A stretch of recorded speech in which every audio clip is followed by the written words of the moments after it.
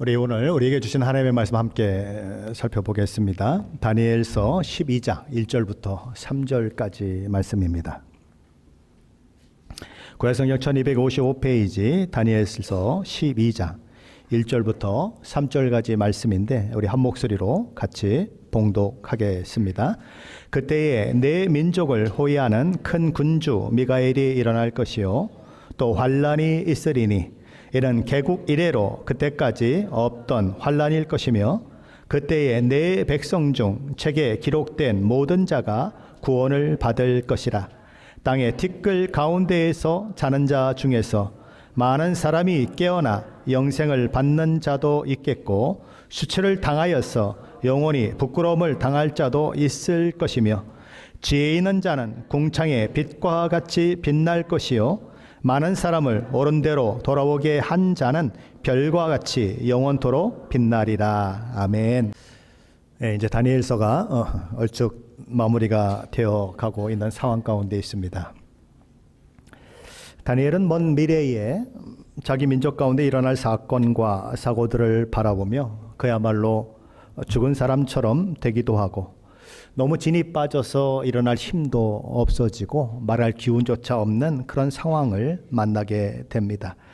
그럴 때 천사가 그를 찾아오죠. 그리고 그를 일으켜 세워주기도 하고 입술을 만져주기도 하고 그의 몸을 어루만져주기도 하는 것입니다. 그리고 그에게 말하죠. 두려워하지 말라. 평안하라. 강건하라. 강건하라. 그를 격려하시고 또 그에게 용기를 불어넣어 주는 것이죠. 그러자 다니엘은 말하는 것입니다. 주께서 나를 강건하게 하시니 내가 강건해졌습니다.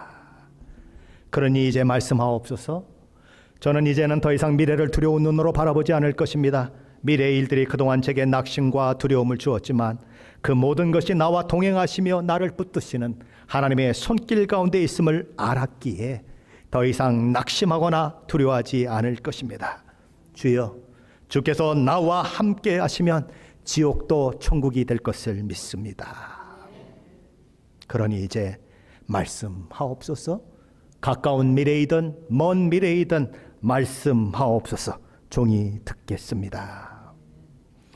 그렇게 다니엘의 고백이 있고 나서 이제 다니엘서 11장이 우리에게 주어지고 있는 것입니다. 천사는 메대 사람 다리오 원년에 내가 일어나서 그를 도왔다라고 하는 사실을 이야기하는 것으로 이야기를 시작하면서 고레스를 통해 시작된 메데바사 제국에 대해 그리고 그 이후에 나타날 헬라 제국에 대해서 이야기를 이어가는 것입니다.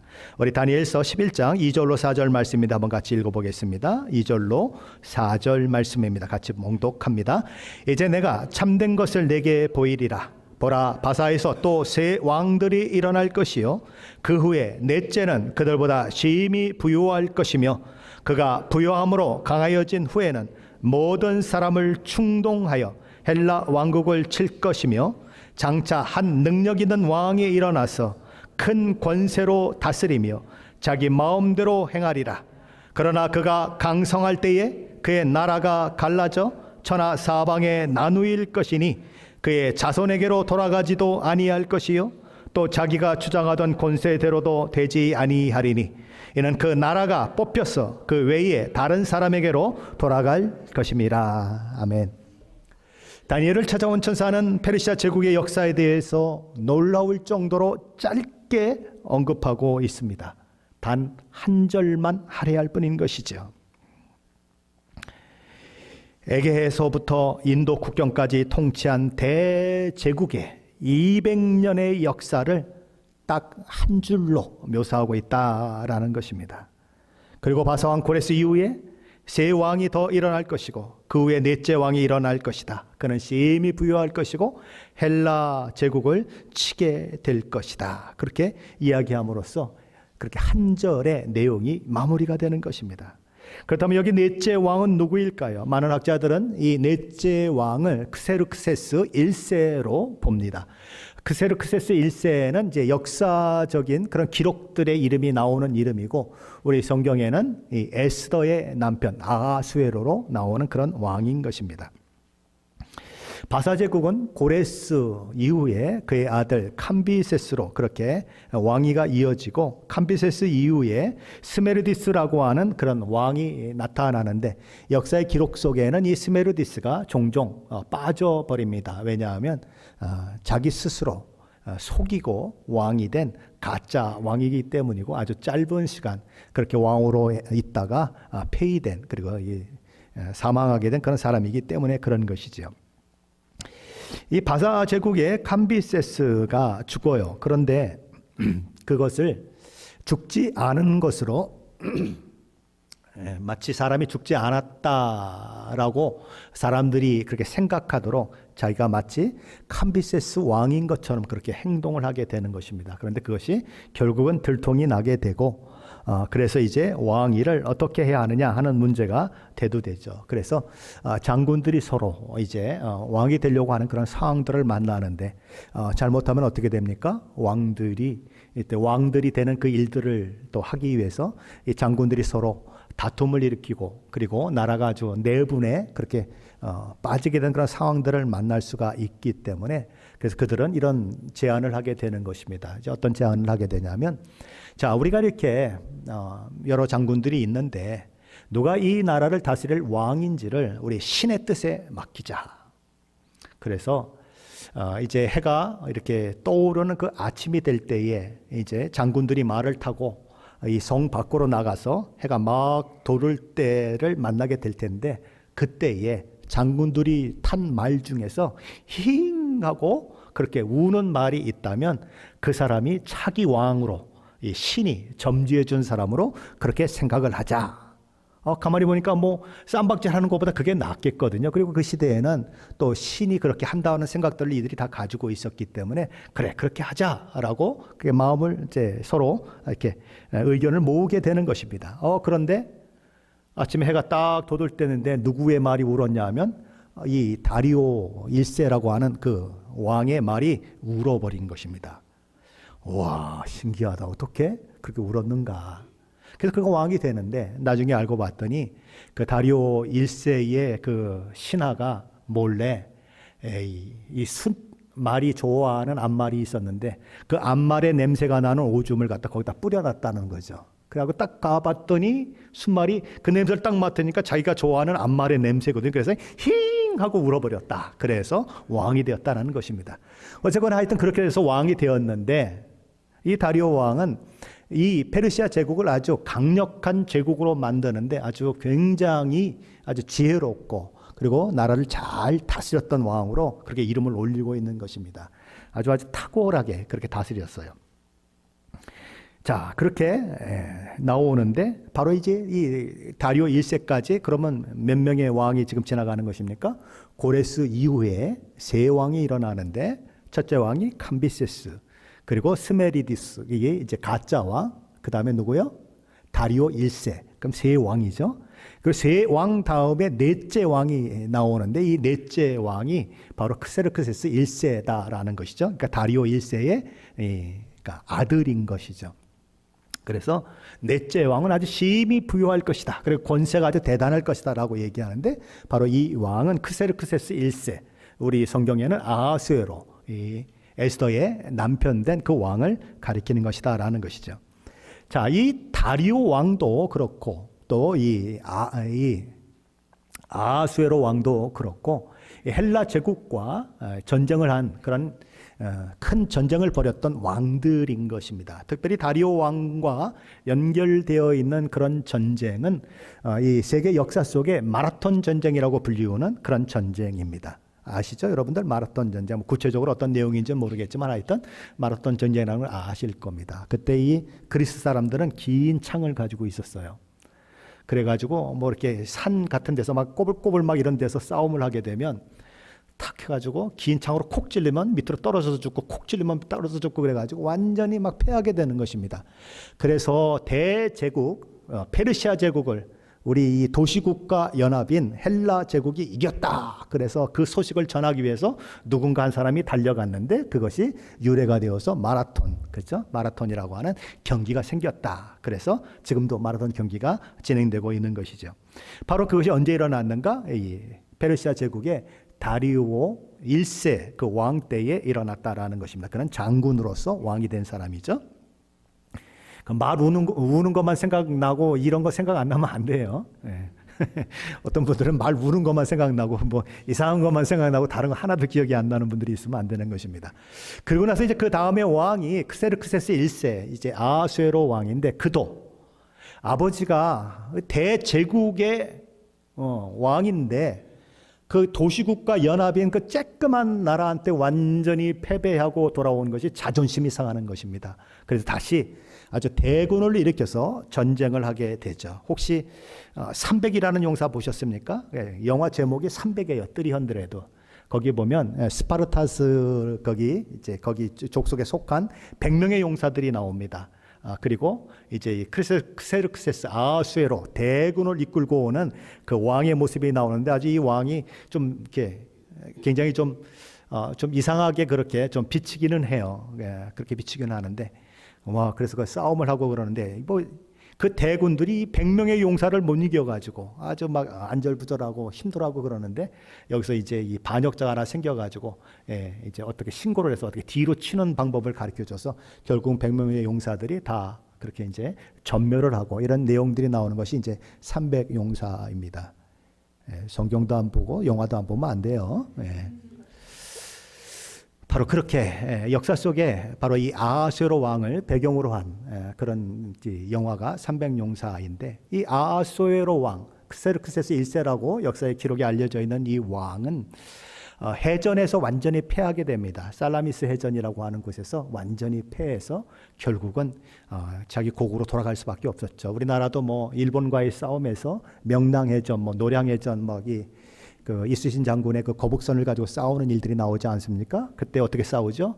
물살을 이용해서 싸우지 않습니까? 그런데 이 살라미스 해전도 거기에 아주 익숙한 사람들 아니에요. 왜냐하면 자기 나라로 쳐들어왔으니까. 그래서 거기에 이제 진을 치고 이 물살과 이런 것들을 이용해서 적들을 완전히 대표시켜 버리는 것입니다. 아마 세계사 속에서 세계사의 흐름을 바꿔버린 아주 놀라운 전쟁이기 때문에 저와 여러분이 살라미스 해전하고 치면 그냥 줄줄이 나옵니다. 집에 가서 한번 쳐보세요. 그래서 그 전쟁이 바로 네 번째 왕이 크세르크세스 아하수에로와 관계된 그런 전쟁이다라는 것이죠. 그래서 네 번째 왕이 헬라 제국을 친다는 것은 바로 이 아하수에로 왕이 치는 것을 말하고 있다라는 것입니다.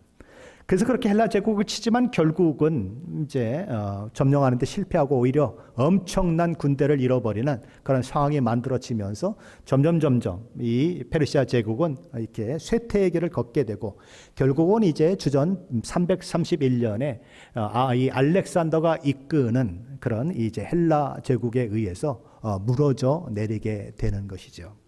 그 헬라 제국의 이 알렉산더는 막 종횡무진 누리는 것입니다. 그가 막 그 흰 말을 타고 그렇죠. 천리마 같은 그런 흰 말을 타고 종횡무진 누리면서 세계 나라들을 다 정복해 가지 않습니까? 그러면서 그의 그 예화 속에 이런 걸 보면 어느 날 뭘 하다가 이 사람이 이렇게 땅에 엎어졌답니다. 무슨 경기를 하다가 땅에 엎어져 가지고 딱 누웠대요. 그러더니 막 통곡을 하더래요. 그래갖고 신하들이 아니 대왕이시여 왜 통곡을 합니까? 그렇게 물어봤더니 내가 세계를 제패했는데 죽으면 이렇게 땅 한 평 속에 묻힐 거 아니냐 그러면서 울었다는 그런 얘기가 있어요. 자, 그런데 그가 그렇게 갑자기 33살의 나이에 진짜 죽는 것입니다. 세상에 33살에 세계를 다 통일해 놓고 죽는 것이에요. 그러니 뭐 얼마나 혼란스럽겠습니까? 그래서 뭐 조금 모자라지만 자기 이복 동생에게 그리고 아직은 태어나지 않는 아들에게 알렉산더 이 4세에게 이 왕위를 물려주려고 그렇게 생각을 하는 것입니다. 그런데 이렇게 뱃속에 있는 아이가 태어난다고 해도 금방 왕이 될 수가 있습니까? 그래서 페르가스라고 하는 그런 사람에게 이게 이제 쉽게 말하면 그렇게 보호자 역할을 하면서 나라를 잘 다스리게 그렇게 해놓고 자기는 죽는 거죠.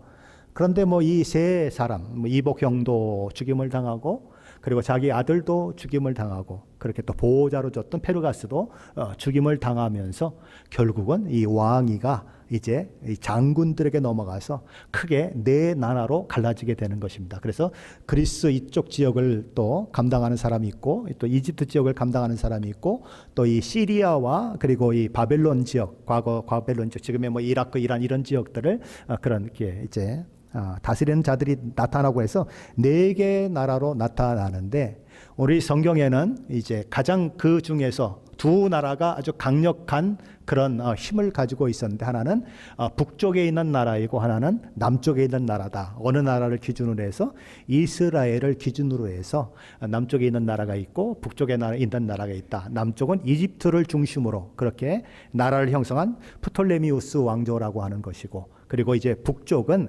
시리아, 지금 이란, 뭐 이라크 이런 지역에 그렇게 자리 잡고 있는 셀리우코스 왕조라고 하는 그런 왕조가 이제 이렇게 북쪽 왕조고 남쪽 왕조로 불려지게 되는 것입니다. 그리고 이제 셀류코스 지역은 북쪽에 있으니까 이제 여기 우리 성경에는 북방 왕이다 이렇게 얘기되는 것이고, 남쪽 프톨레미오스 왕조 거기에 있는 왕은 남방 왕이다 이렇게 되는 것입니다. 그래서 북방 왕이 오고 뭐 남방 왕이 가고 그러면 이거는 북쪽에 있는 셀리우코스 왕조에 누가 온 거구나, 그리고 이거는 남쪽에 프톨레미오스에 누가 온 거구나 이렇게 생각하시면 이게 왔다 갔다 이렇게 싸움을 하고 있구나 그런 것이, 그렇게 생각하면 되는 것입니다. 그리고 이제 중간에 다니엘서 11장 18절에 보면 한 장군이다 이렇게 이야기되는 그런 이름이 있습니다. 한 장군. 이 장군은 스키피오 장군입니다. 로마의 장군이에요. 역사 속에 나타난 로마의 장군인 것입니다. 그리고 이제 다니엘서 11장 30절에는 기띔의 배라고 하는 것이 나옵니다. 이 기띔은 로마를 말하는 것입니다. 그래서 로마의 이 함대, 이 해군력을 가지고 있는 그 함대를 이야기하는 것입니다. 그러니까 이 이제 북왕국과 남왕국, 그러니까 셀류코스 왕조와 그 다음에 밑에 프톨레미오스 왕조가 서로 다툼을 일으키고 그렇게 있을 때에 이제 로마 제국이 점점 힘을 얻게 되고 결국은 로마 제국이 세계를 제패하는 그런 일들이 있게 된다라는 것이죠. 그래서 로마 제국의 그런 사건들이 이렇게 중간중간에 조금씩 나오는 것입니다. 바로 이렇게 북방 왕과 남방 왕, 셀류코스 왕조와 프톨레미오스 왕조가 싸우는 이런 가운데 이 중간에 누가 있냐면 이제 이 팔레스타인 그리고 이스라엘 민족이 있는데, 결국은 여기서 침범하러 오면은 팔레스타인을 지나가고 또 남쪽에서 침범하러 가려면 또 팔레스타인을 지나가다 보니까 이래저래 군합발에 짓밟히는 그런 일들이 있으면서 참 어려워지더라 이런 것이죠. 그래서 이제 눈치를 보게 되는 거죠. 어느 편을 들어야 되느냐. 그래서 북방 왕의 편을 들었는데 남방 왕이 이기게 되면 너 왜 저 편을 들었어? 그리고 두들겨 맞고, 그렇죠. 남방왕의 편을 들었는데 북방왕이 이기면 너 왜 저 편을 들었어? 그러고 두들겨 맞고, 그래서 완전히 동네복 신세가 되는 것이 바로 이스라엘의 상황이었다라는 것입니다.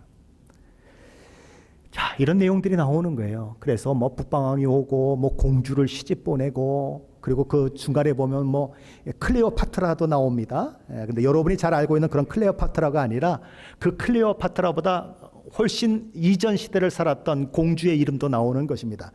그래서 그런 것들을 여러분들에게 다 설명하면 제가 초능력자가 돼요. 어떤 초능력자?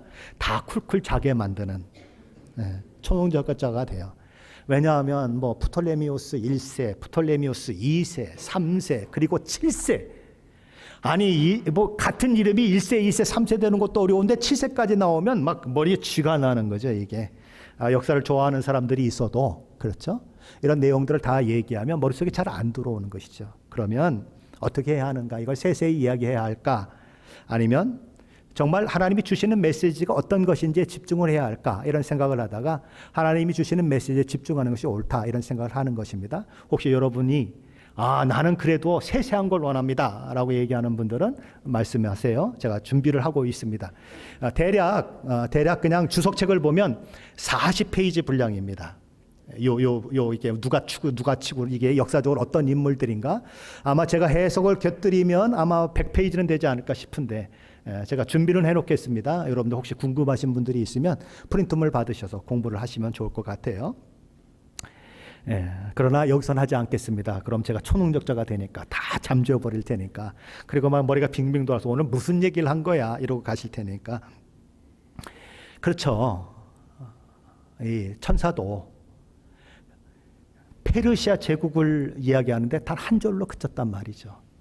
그리고 헬라 제국을 말하는데도 딱 한 절로 그쳤다는 얘기죠. 그러니까 이 헬라 제국이 어떤 일들이 일어나고 뭐 어떤 왕들이 어떤 역사를 하고 여기에 지금 초점을 맞추려고 하는 것이 아니라 이 천사의 초점은 어디에 맞춰지고 있냐면 마지막에 나타나는 왕에게 맞춰져 있어요. 그 왕이 누구냐면 안디오코스 4세라고 하는 왕입니다. 안디오코스 4세. 아유, 그럼 3세도 있고 2세도 있고 그렇죠. 그렇다는 얘기 아닙니까? 안디오코스 4세. 그는 자기 스스로를 신이 나타난 사람이다라는 말을 이제 이렇게 퍼뜨리면서 자기 이름에다가 에피파네스라고 하는 이름을 덧붙였습니다. 그래서 안디오코스 에피파네스 4세. 신이 사람이 되어서 나타난 안디오코스 4세라는 뜻이에요. 자기 스스로 그렇게. 그러니까 그가 지금 뭔 짓을 한다는 얘기입니까? 마치 신적인 존재처럼 행동한다라는 것입니다. 그래서 그가 굉장히 기독교 역사 가운데서 중요한 인물로 부상되고 있는데 결국 그가 마지막 시대에 나타날 적 그리스도의 모형, 나중에 마지막에 적 그리스도가 나타나면 어떤 짓들을 할 것인가, 어떤 악한 모습으로 나타날 것인가, 기독교에 대해서 그리고 믿는 사람에 대해서 어떤 모습을 보일 것인가, 바로 이런 것들을 그 안디오코스 4세를 통해서 우리가 엿볼 수 있다라는 것입니다. 그러니까 그는 마지막 시대에 나타날 적 그리스도의 모형이기 때문에 어마어마하게 중요한 인물이에요. 그래서 북방왕과 남방왕이 싸우고 어쩌고 저쩌고 막 이야기하면서 초점은 어디로 몰아가고 있냐면 이 마지막에 나타나는 안디오코스 4세에 초점이 모아지고 있다는 것입니다. 우리도 그래야 한다는 거예요. 자, 그는 기원전 175년부터 164년까지 셀류코스 왕조를 다스렸던 왕입니다. 그런데 이 안디오코스 4세에 대해서 다른 왕들보다 아주 자세히 길게 설명을 하고 있는 거예요. 왜냐하면 제가 지금까지 말씀드렸던 적 그리스도의 모형이기 때문에 그를 아주 자세히 상세하게 그렇게 설명하고 있는 것입니다. 자, 그는 셀류코스 왕조의 그 왕으로서 남방 프톨레미우스 왕조를 이제 정벌하러 그렇게 가게 돼요. 자, 그런데 지난번에도 한번 말씀을 드린 기억이 있습니다. 이 로마 제국의 가이우스 라에나스라고 하는 장군이 원로원의 명령을 받고 와서 더 이상 이 남방왕, 그러니까 이 프톨레미우스 왕조를 치지 말고 네 나라로 돌아가라라는 그런 명령을 전달하게 되는 것입니다. 그런데 기껏 전쟁을 하기 위해서 수많은 군대를 일으키고 군량미고 뭐고 다 준비해서 왔는데 이제 꿀꺽 먹기만 하면 되는데 못 먹게 만드니까 얼마나 화가 나겠어요. 그러니까 조금만 시간을 달라. 이 사람이 속임수에 아주 굉장히 능한 사람이거든요. 조금만 시간을 달라 그랬더니 이 사람이 제가 여기 서 있으면 이 주위로 원을 딱 그려놓는 것입니다. 그 원 안에 내가 갇혔어요. 그러니까 그러면서 하는 소리가 너 원 밖에 나오기 전에 결정해. 그럼 어떻게 합니까? 여기서 굶어 죽을 수 있습니까? 여기 계속 있을 수가 있습니까? 그냥 갈 수 없이 가는 겁니다. 어디로요? 자기 나라로 돌아갈 수밖에 없는 상황이 만들어진 거죠. 그때 로마는 너무너무 무서워요. 자기 아버지 로마에 재물을 바치는, 공물을 바치는 그런 일들을 하다가 벨 신전을 약탈해서 거기에 있는 금은보화 이런 것들 훔치다가 백성들에게 맞아 죽었어요, 아버지는. 그리고 이제 로마에 이렇게 조공을 바치는 그런 일들이 있어서 이 안디오코스 4세는 로마의 볼모라고 그러죠. 볼모. 볼모로 잡혀가가지고 15년 동안 로마에 갇혀 있었어요. 갇혀 있다기보다는 로마에 가 있었어요. 그래서 그 나라의 왕자를 데려다 놓고, 그렇죠? 내 맘대로 막 주물르는 거죠, 로마가. 그러니까 로마가 얼마나 강력한 그런 나라라고 하는 것을 너무나 잘 알고 있었기 때문에 결국은 항복하고 돌아가는 것입니다. 돌아가다가 어디를 지나가게 되죠? 팔레스타인, 이스라엘을 지나가게 되는데 가만히 보니까 이놈들이 누구 편을 들고 있냐면 자기가 정복하려고 하는 남방왕, 프톨레미우스 왕조의 편을 들고 있는 것들이 거기 있는 거예요. 그러니 뭐 이쪽에서 뺨을 맞았으니까 여기 보면 어떻게 해야 합니까? 발딜질을 해야죠. 그죠? 그래서 그냥 막 난리를 치는 것입니다. 그래서 남방왕을 그렇게 추종하고 했던 그런 세력들을 죽이기도 하고 노예로 팔아 넘기기도 하고 그런 일들을 하는 거죠.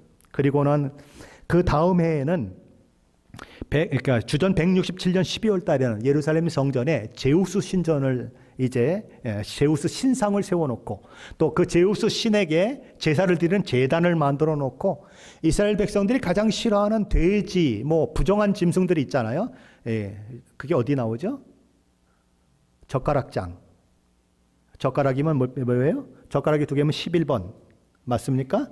레위기 11장에 나옵니다. 젓가락장. 그런 것들로 이렇게 막 제사를 드리는 거예요.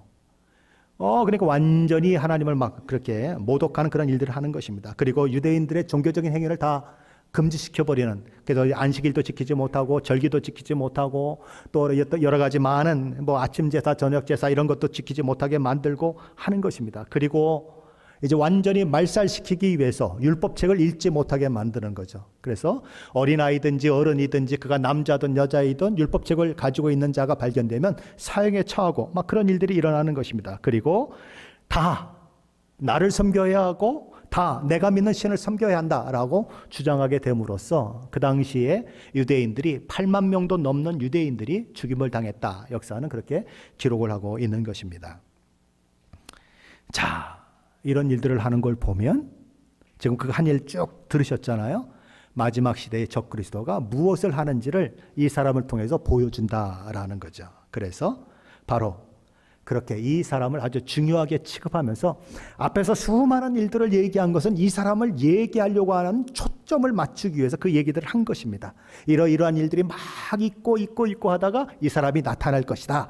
그리고 이 사람이 마지막 시대에 나타나는 적그리스도의 모형이다. 이렇게 얘기를 하는 것입니다. 그래서 마지막 시대에는 바로 그와 같은 모습을 가진 적그리스도가 일어나서 온 세상을 어지럽게 만들고 반기독교적이고 반하나님적인 일들을 하게 될 것이고 그 일로 인해서 이 이스라엘 백성들이 안디오코스 4세에 의해서 어려움을 당하고 역경을 당했던 것처럼 어려움을 당하고 역경을 당하는 일들이 있을 것이다. 그리고 안디오코스 에피파네스 4세가 그렇게 이스라엘을 핍박할 때에 또 핍박만 할 뿐만 아니라 회유하고 그리고 아주 이렇게 당근을 제시하지 않습니까? 뭐 보통 다 이게 독재자들도 다 그렇잖아요. 그래서 자기와 뜻을 같이 하는 사람들은 뭐 북한도 보면 엄청나게 잘 살잖아요. 그렇죠? 예. 북한에서 넘어온 사람 우리 집에 와가지고 집을 보더니 이게 집입니까? 그러더라고요. 와, 이게 집입니까? 우리 집은 바닥이 다 대리석입니다. 그런다고 해요. 대리석입니다. 이게 이게 북한 말로 그래요. 그렇잖아요. 이거는요 집도 아닙니다. 이게 뭔 집입니까? 냉장고 이게 뭡니까? 우리 집 냉장고는 목사님에 있는 냉장고보다 3배는 큽니다. 그렇게 잘 산다는 거예요. 잘 협조하면. 그래서 어떤 자들이 일어났는가? 배반자들, 배도하는 자들이 일어난다. 그런데 끝까지 믿음을 지키며 목숨을 잃는데도 불구하고 굴복하지 않는 자들도 있었다. 그래서 이제 히브리서 11장에 보면 어떤 여자들이 있는데 구차히 석방되는 것을 원하지 않고 그리고 모든 고난과 역경들 다 넘어가는 그런 모습들이 나오는데 이게 다 바로 이 시대에 있었던 이야기가 얘기되고 있는 것이다라고 그렇게 생각을 하는 것입니다. 자, 그러면 이렇게 이런 일들이 많이 일어난다는 거예요. 마지막 시대에 적그리스도가 일어나고 하나님의 백성들이 막 어려움을 당하고 힘든 그런 상황들이 만나는데 그럼 하나님은 뭐 하시느냐는 거죠. 하나님 왜 그런 것들을 그냥 놔두시느냐 하는 거죠. 그럼 하나님은 그냥 이렇게 팔짱 끼고 계신 건가? 저 멀리 우주 바깥에 쓰셔가지고 마치 이게 시계를 태엽을 딱 감아놓으면 지가 자동으로 착각착각 가잖아요. 그것처럼 그냥 이 세상에 뭐 그냥 내가 창조된 대로 굴러가게 놔두자. 여기 우리 집사님이 울면서 기도하거나 말거나 어느 장로님이 너무 힘들어서 마음이 아파가지고 하나님 그러면서 막 하루 종일 막 금식하며 기도하거나 말거나 내버려둬라 그냥 세상 마음대로 돌아가게 놔두자 그러시느냐 하는 것입니다. 그러나 성경은 그러지 않는다라고 얘기하는 것이죠. 그 속에서도 하나님이 역사하고 계신다. 하나님이 안 보이는 것 같은 상황 속에 하나님이 일하시지 않는 것 같고 하나님이 내 편 들어주시지 않는 것 같아서 내가 너무 힘들 때 하나님 도대체 뭐 하시는 거예요? 하나님 내가 이렇게 어려움을 당하는데 하나님 왜 내 사정을 봐주시지 않는 거예요? 내가 하나님을 어떻게 섬겼는데 하나님 내 삶 속에서 이런 어려움들이 있게 하시는 거예요? 라고 묻는 일들이 있겠지만 그럼에도 불구하고 하나님은 그 모든 역사와 모든 것들을 통치하시고 다스리고 이끌어 가신다라고 성경은 이야기하는 것입니다.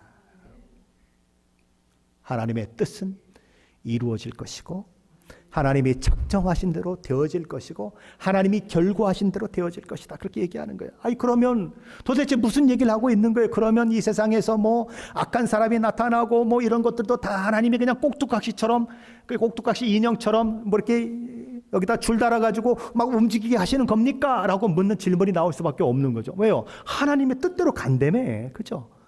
그래서 그러면 그런 겁니까? 라고 묻는 그런 질문들이 나올 수 있을 수밖에 없다는 거죠. 그런데 하나님은 그렇게 꼭두각시처럼 사람을 움직이는 것이 아니라 사람들이 지멋대로 행하고 깽판치고 그냥 별 이상한 사람들이 나오고 뭐 푸틴도 나오고 뭐 그쵸? 이재명도 나오고 막 나오는데 그런데 하나님은 그럼에도 불구하고 그 역사를 하나님의 뜻과 계획대로 이끌어 가시는 신비한 역사를 하시더라라는 거죠. 그러므로 인간은 하나님이 이런 일들을 만들어내서 하나님이 그렇게 막 사람들을 막 꼭두각시처럼 조종해가지고 이렇게 역사를 이끌어 가니까 나는 죄가 없습니다. 난 하나님께 사용되었습니다. 라고 얘기할 수 없다는 거예요. 특별히 우리 가룟 유다가 있어요. 그렇죠? 가룟 유다가 있는데 사람들은 가룟 유다를 굉장히 괜찮은 사람으로 얘기를 해요. 하나님의 뜻을 이룬 사람으로 얘기하면서 가룟 유다는 어디 가야 되느냐? 천국을 가야 된다. 그리고 천국을 가도 가장 좋은 자리에 앉아야 된다라고 얘기해요. 우리 집사님 뭐라고 대답하시겠습니까? 그렇게 얘기하는 사람들이 있는 거예요. 아니 가룟 유다가 없으면 누가 예수님을 팔아넘깁니까? 가룟 유다가 팔아넘기지 않았으면 예수님이 어떻게 십자가에 달리십니까? 그리고 십자가에 예수님이 달리지 않으시면 우리가 어떻게 구원받습니까? 가룟 유다가 하나님의 구원을 이룬 사람 아닙니까? 어마어마한, 그렇죠? 하나님의 역사에 아주 중요한 인물 아닙니까? 그런데 그런 인물이 왜 지옥에 가야 합니까? 천국에 가야 마땅하죠. 솔깃하는 분들이 있는 것 같아요. 제가 아주 언변이 있는가 봐요. 그죠? 예. 그러나 그게 아니다라는 거죠. 왜냐하면 가룟 유다가 나는 예수님 팔 생각이 전혀 없는데 하나님이 우격다짐으로 막 생각 속에다가 팔아라 팔아라 팔아라 넣어준 것이 아니에요. 팔을 비틀어서 억지로 배반하게 만든 게 아니에요. 자기 스스로 한 거예요. 자기 스스로. 자기 의지, 자기 자유의지로 했다는 거예요. 하나님이 강제로 만든 것이 아니라 자기가 했다는 거예요. 자기가 했기 때문에 그 책임은 누가 져야 하는가? 자기가 져야 한다는 거예요. 무슨 말이 이해되시죠? 자기가 져야 한다는 거예요. 하나님 앞에 핑계할 수 없다는 거예요. 그리고 다른 사람들에게 핑계할 수 없다는 거예요. 왜요? 자기 의지로, 자기 결정으로, 자기 자유로운 의지로 했기 때문에 그런 거예요. 그런데 희한하게 그는 자기 의지로 다 했는데 하나님의 뜻은 이루어졌다라는 거예요. 이게 신비하다는 거죠. 거기 그 하나님의 신비한 일하심이 있다라는 거죠. 하나님이 왜 오래 기다리셨을까요? 아니 왜 예수님이 꼭 그 시대에 와야 할까요? 한번 여러분 그런 생각해 보신 적이 있습니까? 그럼 그 이전에 예수 안 믿는 사람은 어떻게 해요? 그 이전에 예수 안 믿는 사람은 어떻게 해요? 억울하잖아요. 아니 예수님을 100년만 먼저 보내주셨으면 나 예수 믿고 구원받았을 텐데 하나님 왜 그때 예수님을 100년 후에 보내놔가지고 나는 100년 전에 온 사람인데 나로 구원받지 못하고 이 지옥에 떨어지게 해야겠습니까? 라고 얘기할 수 있죠. 그렇죠? 그런 일이 있을 수 있잖아요. 근데 왜 하필이면 그 시대에 오게 만들었냐는 거죠. 가룟 유다가 있었던 시대에, 빌라도가 있었던 시대에, 유대인들이 로마의 지배를 받고 있는 시대에 하나님의 다음이 없는 그런 섭리 가운데 그분이 오시고 십자가에 못 박혀 죽을 수밖에 없는 상황이 만들어지게 하시는 거예요. 하나님이 일부러 막 사람의 마음을 막 이렇게 하고 빌라도 보고 일부러 너 그렇게 해야 된다고 얘기하고 그런 것이 아니라 자기들 스스로 모든 것을 결정하고 다 했는데 결과적으로 뭘 이루었는가? 하나님의 뜻을 이루었다라는 거예요. 인간의 자유의지와 하나님의 일하심은 신기하게 이게 안 맞을 것 같은데 같이 맞아 떨어져 가더라 이거죠. 인간의 어떤 노력도, 인간의 어떤 악한 의도도 하나님의 뜻이, 하나님의 뜻대로 이루어지는 것을 방해하거나 막아설 방법이 없다라는 것이에요. 그래서 다니엘서 11장에는 자기 마음대로 행하더라라고 하는 말이 3번 나오는 것입니다. 첫 번째는 알렉산더 대왕에 대해서 나오는데 3절이죠. 장차 한 능력 있는 왕이 일어나서 큰 권세로 다스리며 자기 마음대로 행하더라. 두 번째는 북왕 안티오코스 4세와 관련된 나오는데 16절이죠. 오직 와서 치는 자가 자기 마음대로 행하리니. 세 번째는 역시 안티오코스 4세와 연관이 되면서 마지막 적그리스도와 연관이 되는데 거기 보면 그 왕은 자기 마음대로 행하며 라고 하는 말이 나오는 것입니다. 어떻게 했다고요? 자기 마음대로 행했다. 자기 뜻대로, 자기 의지대로, 자기 결정대로 행했다. 이런 인간의 자유의지가 여기서 막 역동적으로 막 역사하는 거예요. 푸틴이 뭐 하나님이 시켜서 무슨 우즈베키스탄이 아니죠. 예? 우크라이나를 그렇게 침범하라고 그랬어요? 아니잖아요. 지 마음대로 한 것입니다. 그러나 그 모든 것들도 하나님의 계획을 이루는데 그렇게 일조하게 되는 그런 일들이 있다라는 거예요. 하나님은 하나님의 뜻과 계획을 반드시 이루어내신다. 인간들이 뭐 별 이상한 왕들도 일어나고 것들이 다 일어나가지고 하나님의 일을 방해하려고 그러고 하나님의 뜻이 이루어지게 못하게 만들려고 그러고 그러는 것이죠. 그런데 하나님의 뜻은 결국 이루어질 수밖에 없다. 그것이 하나님의 신비한 역사다라는 것입니다.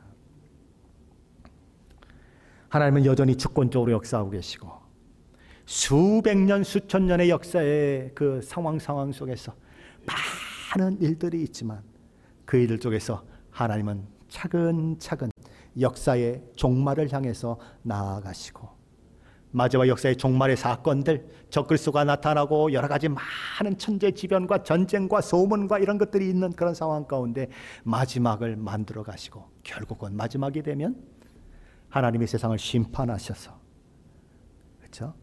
하늘의 별과 같이 빛나는 멋진 사람들이 있는 반면에 영원한 멸망에 처해지는 자들이 있을 것이다 라고 말씀하시는 것입니다.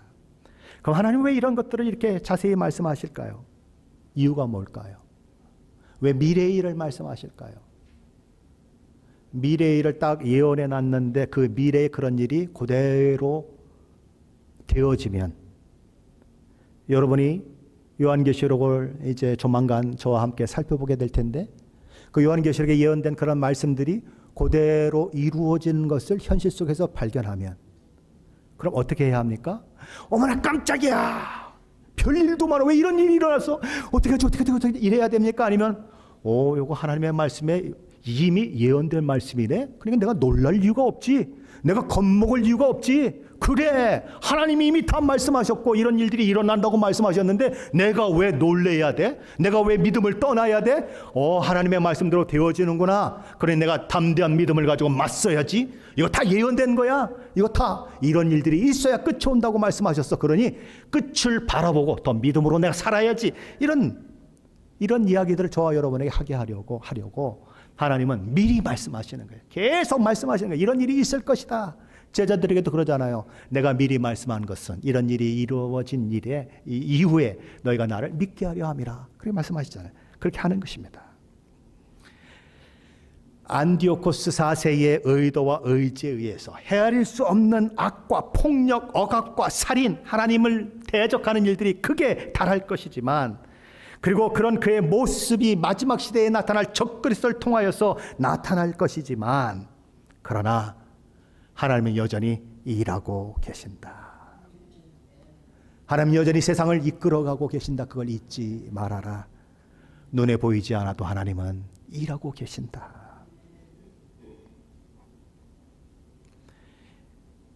오늘 31절, 35절 말씀에 보면 이 안디오코스 4세가 했던 일에 대해서 조금 이야기를 하고 있는데, 우리 31절로 35절 말씀 한번 같이 읽어봅니다. 군대는 그의 편에 서서 성소 곧 견고한 것을 더럽히며 매일 드리는 제사를 폐하여 멸망하게 하는 가증한 것을 세울 것이며, 그가 또 언약을 배반하고 악행하는 자를 속임수로 타락시킬 것이나, 오직 자기의 하나님을 아는 백성은 강하여 용맹을 떨치리라.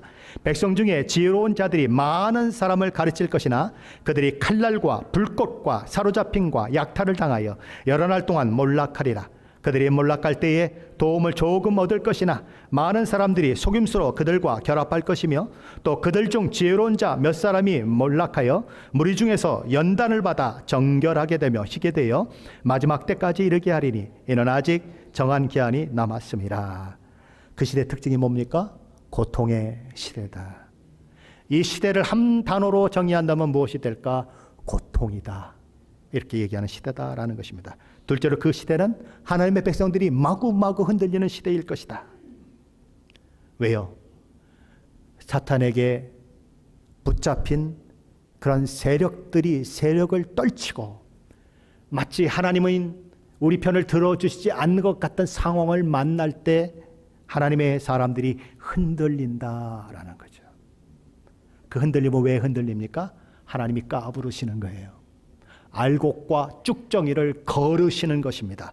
거기서 흔들리고 하나님을 배반하는 사람들은 누구예요? 쭉정이에요. 그러나 그 고난과 역경을 이겨내고 끝까지 견디는 자는 누구예요? 알곡이에요. 하나님 미리 말씀하시는 것입니다. 내가 알곡과 쭉정이를 걸러낼 것이다. 뭘 통해서? 고난과 역경을 통해서. 그러면 뭐 사탄은 뭐 그냥 맨날 핍박만 하겠습니까? 아니에요. 핍박을 할 뿐만 아니라 미혹도 하고 유혹도 하고 그리고 당근도 제시하는 것입니다. 그래서 거기에 넘어가는 사람들이 있고 배도하는 사람들이 있다라는 것이죠. 마태복음 24장 9절 10절에 이렇게 얘기합니다. 그때 사람들이 너희를 환난에 넘겨 죽였으며 너희를 죽이리니 너희가 내 이름 때문에 모든 민족에게 미움을 받으리라. 그때 많은 사람이 실족하게 되어 서로 잡아주고 서로 미워하겠으며. 실족하는 정도가 아니라 어떻게 한다고요? 서로 잡아서 얘요, 얘 예수 믿는 사람이에요. 그런다라는 것입니다. 마지막 시대에 가짜 그리스도인들이 진짜 그리스도인들을 핍박하는 시대가 올 것이에요. 실제로 그 시대는 박해와 핍박으로 인한 심한 고통의 시대이지만 그 일을 하나님이 붙들고 계시고 어느 한정된 기간 동안만 그 일이 허락되게 하시고 결국은 우리로 하여금 승리케 하시는 그런 일로 끝날 것이다. 마지막 때에 이르게 하리니 이는 아직 정한 기한이 남았습니다. 이런 일들을 만날 때, 어려움과 고통의 시대를 만날 때 우리는 무엇을 기억해야 할까요? 첫 번째로 우리가 기억해야 하는 것은 하나님이 다 알고 계시다라는 것입니다.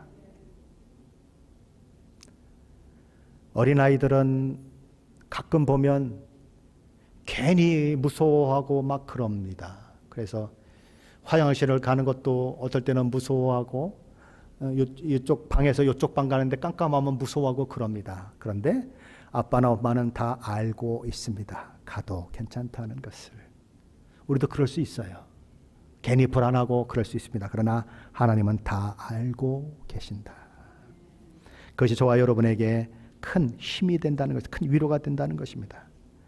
그리고 하나님은 마치 연극 대본을 쓰신 분처럼, 시나리오를 쓰신 작가처럼 시작과 그 사이에 일어나는 어떤 일들까지 하나하나 다, 그리고 끝 종말을 향해 가는 것까지 다 기획하시고 연출하시는 분이시다.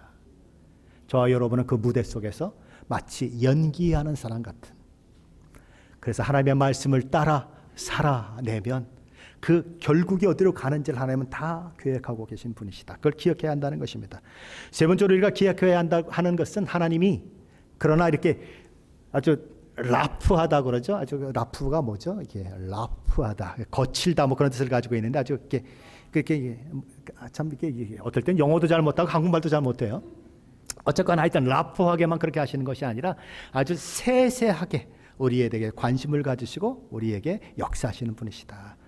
때로는 우리가 하는 일 하나님 모르시는 것 같은데 어떨 때는 내 한숨 한마디도 알아들으시는 분, 어떤 때는 내가 그냥 무심코 말하고 지나가는데 그것이 기도가 되어 응답되는 것을 보게 하시는 분, 그렇게 세세하게 아는 분이시다. 네 번째로 우리가 기억해야 하는 것은 하나님은 큰 그림을 가지고 움직이신다.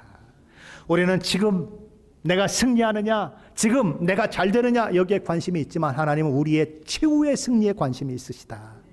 지금 넘어지고 자빠지는 일들이 있다고 하더라도 하나님은 최후 승자가 되는데 관심이 있으시다라는 거예요. 큰 그림을 가지고 움직이신다. 그걸 기억해야 한다는 것입니다. 그럼에도 불구하고 마지막 시대에 일어날 이런 일들은 우리의 가슴을 답답하게 하죠. 다니엘이 힘들어했던 것처럼 마치 죽은 사람처럼 되고 힘이 빠져서 일어날 힘도 없고 말할 기운도 없이 그렇게 된 것처럼 미래에 일어날 일들은 우리를 참 답답해하는 것입니다. 그래서 어떤 사람들은 애기 안 낳는다잖아요. 아니 이 시대를 어떻게 삽니까? 그런 데잖아요. 자, 이런 일들이 일어난다 그러면 여러분과 저의 마음속에 어떤 마음이 들까요? 어떻게 피할 길이 없을까? 솔직하게 손 들어보세요. 피할 길이 없을까? 그런 생각하시는 분들. 네. 그렇잖아요. 이게 인지상정 아닙니까? 그래서 목사님을 찾아가서 어떻게 피할 길이 없습니까? 신령한 예언한다는 사람들 찾아가서 피할 길은 없겠습니까? 그래서는 안 되겠지만 용한 점쟁이를 찾아가서 피할 길은 없을까요? 하고 물어보는 사람도 있으면 좀 큰일 나겠죠. 그러면 그 사람들이 어떻게 하겠습니까? 그런 어마어마한 일이에요. 그거는 조그만 부적 가지고 안 돼요. 최소한 20억짜리 부적은 가지셔야 돼요.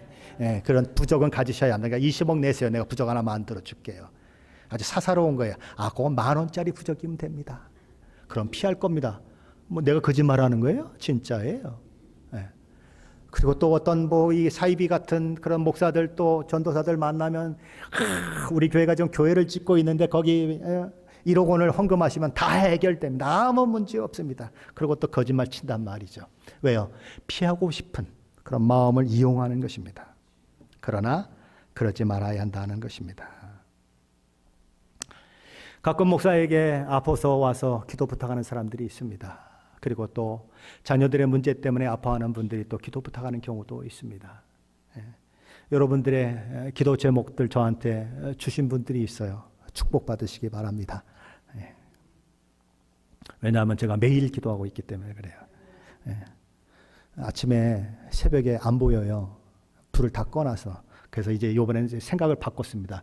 여기다가 집어넣어놨어요. 그래서 저 목사님이 아침에 자꾸 왜 테이블렛을 켜 그러면 이 기도 제목 가지고 기도하려고 그러는 것보다 그렇게 생각하세요. 뭐 인터넷 하려고 그러는 게 아닙니다. 하나하나 잘 보이잖아요. 이거는 빛이 있으니까. 그래서 그렇게 아침마다 기도합니다.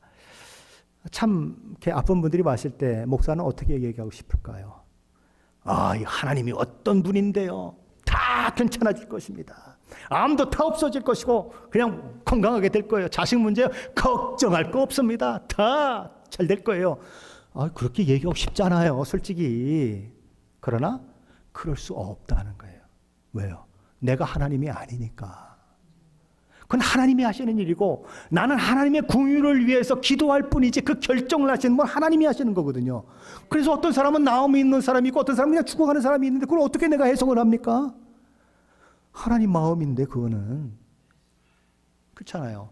나는 단지 하나님 앞에 궁유를 베풀려고 기도하는 거예요. 그래서 하나님 내 기도를 들어주시면 살아나는 거잖아요. 그리고 회복되는 거죠. 우리 교회는 그런 분들이 많아요. 암이 걸렸다가 회복된 분들이 참 많아요. 은혜이긴 하지만 항상 그러냐라고 저한테 묻는다면 이럴 수밖에 없어요. 네, 그럴 수밖에 없어요. 그러나 우리는 무엇에 주목해야 하는가? 만사형통한다라고 하는데 주목하지 말고 하나님께 주목해야 한다라는 거예요. 그게 없으면 다 넘어집니다. 환난에 그리고 역경의 시대에 다 넘어집니다. 하나님이 살아계신데 왜 하다가 넘어지는 거예요. 뭐 때문에 내가 어떻게 하나님을 섬겼는데 그러다가 넘어지는 거예요. 하나님을 붙드셔야 합니다. 하나님은 어떤 분이십니까? 당신의 아들 예수 그리스도를 십자가에 내어주신 분이십니다. 아들을 십자가에 내어주신 분이 뭔들 안 주시겠는가? 성경 그렇게 얘기하는 거예요.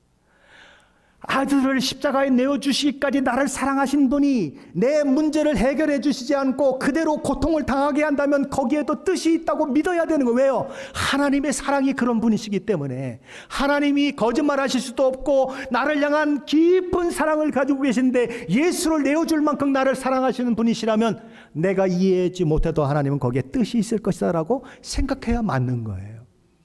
그래야 고난을 견뎌낼 수 있는 거예요. 길을 만드시는 분이라고 하는 찬양 중에 끄트머리에 가사가 이렇게 되어 있습니다. 비록 내게 보이지 않아도, 비록 내게 느껴지지 않아도 일하시네, 일하시네. 주님, 주는 결코 멈추지 않네. 큰 길을 만드시는 주, 큰 기적을 행하시는 주. 그는 나의 하나님, 약속을 지키시는 주. 어둠 속에 빛이 되시는 그는 나의 하나님. 이 고백으로 마지막 시대를 저와 여러분은 살아내야 하는 것입니다. 하나님은 큰 그림을 가지고 움직이시는 분이세요.